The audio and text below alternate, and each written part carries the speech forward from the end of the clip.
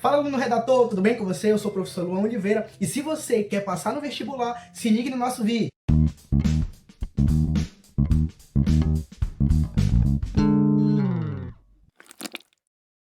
No século XIV, século XV, XVI e XVII foi um processo das chamadas grandes navegações, quando as principais coroas europeias saem de sua região atrás de novas rotas comerciais e terras para que pudessem explorar e exportar esse produto. Portugal chega então com suas caravelas, suas naus, na costa brasileira, no litoral. E eles conseguem ter o primeiro contato com a população indígena, aquele contato misterioso, cheio de diferenças, disparidades. Esse processo ocorreu de uma maneira que os portugueses afirmavam em seus relatórios que não existia lei, rei e nem fé.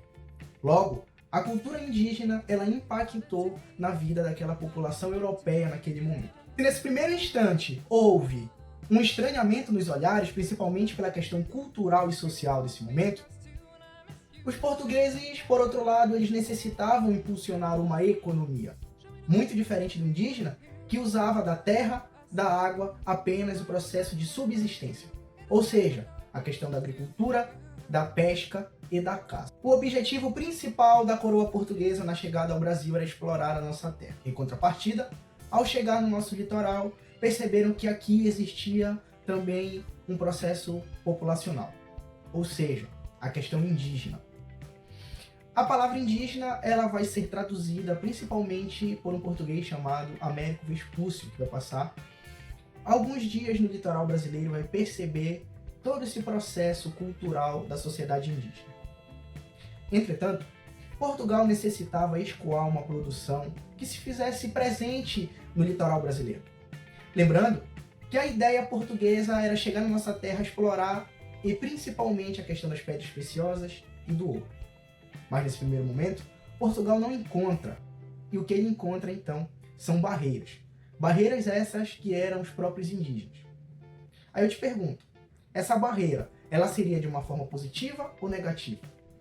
Porque Portugal necessitava chegar ao centro do Brasil, onde, de fato, lá no século XVIII, vai se encontrar o ouro. Entretanto, os indígenas também eles necessitavam se armar contra outras tribos rivais.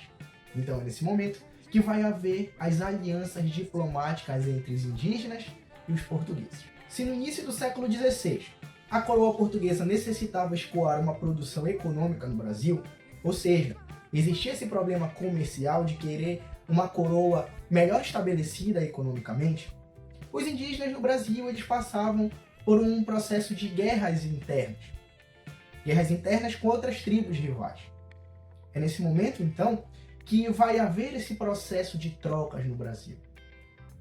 Portugal, então, ele precisava de algo para se explorar. E perceberam que no Brasil existia uma madeira que tinha uma tinta que iria colaborar na questão do tingimento de tecidos na Europa, que vai ser o nome dado, então, pau-brasil. E nesse primeiro instante, Portugal tenta impulsionar um processo de troca com os indígenas, o chamado escambo. O escambo ele vai favorecer tanto a população portuguesa quanto a população indígena, em vários segmentos. A coroa portuguesa ela fazia essas alianças justamente para que esse indígena ele pudesse fazer parte ativamente desse processo econômico, derrubando e carregando essas toras de árvores. Por outro lado, os indígenas eles necessitavam de armamentos, foices, facas, machados, martelos, ou seja, para se armar contra os seus adversários que também eram indígenas. Esse processo diplomático, ou essa troca chamada escambo, ela vai entre os anos de 1540 até 1570, ao chegar ali em 1580. Entenda que esse processo de trocas entre portugueses e indígenas nem sempre foram as mil maravilhas. Existiam muitos conflitos, até porque alguns indígenas não queriam se submeter ao processo de um trabalho árduo. Lembre que os indígenas nesse momento eles trabalhavam apenas para a sua subsistência. E o português não.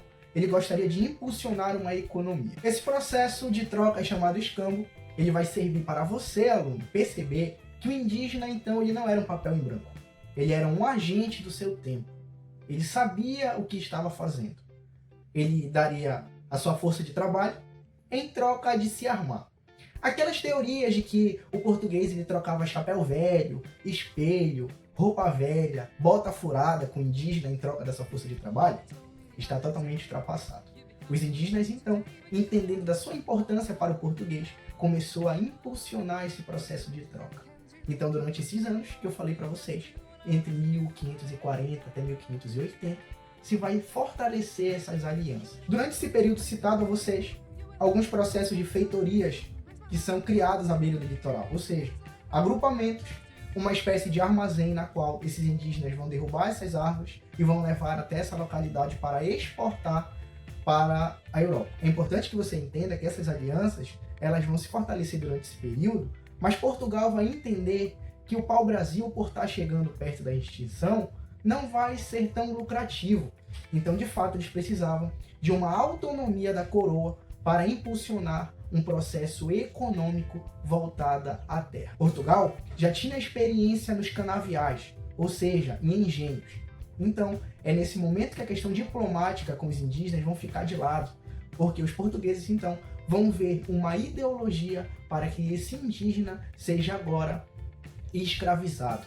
Ou seja, o português, então, não vai mais precisar dar nada a esses indígenas, e sim forçar pela questão militar que esse indígena trabalhe consequentemente nessa questão econômica nesse momento. Espero que você tenha entendido, então, que o indígena ele não era um papel em branco, ele era um agente do seu tempo, assim como os próprios portugueses, porque muitos livros didáticos vão dizer que o indígena ele era um papel em branco, que só trabalhava, que não dava conta de trabalhar, ou seja, essas questões ideológicas, elas passam a ficar de lado, porque aqui você entendeu que o indígena, sim, ele se faz presente na história e se fez presente justamente por um processo cultural, justamente voltado na questão de se armar militarmente contra outras tribos rivais. Meus queridos, eu espero que vocês tenham entendido essa introdução da colonização portuguesa no Brasil e que nas próximas aulas você acompanhe a gente de uma maneira rígida e seja coerente em seus estudos. Não deixe de estudar, tá bom? Tchau!